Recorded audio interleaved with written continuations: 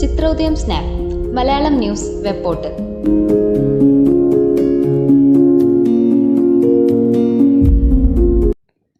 പാലക്കാട് വിൽപ്പനയ്ക്കായി എത്തിച്ച കാടക്കോഴി മുട്ട പാക്കറ്റിലിരുന്ന് വിരിഞ്ഞു. തമിഴ്നാട്ടിൽ നിന്നും നല്ലേപ്പിള്ളി കമ്പിളിച്ചുങ്കത്തെ കടയിൽ എത്തിച്ച കാടക്കോഴി മുട്ടകളിൽ 2 എണ്ണമാണ് ചൂടേറ്റ് പ്ലാസ്റ്റിക് കവറിൽ ഇരുന്ന് വിരിഞ്ഞത്. പാലക്കാട് അന്തരീക്ഷ താപനില കഴിഞ്ഞ ദിവസം 45 ഡിഗ്രി വരെ എത്തിയ സാഹചര്യത്തിൽ മുട്ടകൾ ഫ്രിഡ്ജിൽ സൂക്ഷിക്കണമെന്നാണ് കച്ചവടക്കാർ പറയുന്നത്.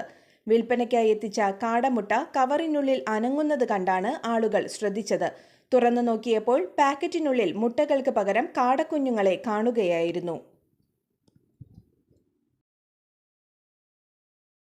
നിങ്ങളുടെ ലബോറട്ടറി സ്മാർട്ട് ആക്കൂ ഈസി ലാബ് സോഫ്റ്റ്വെയറിലൂടെ.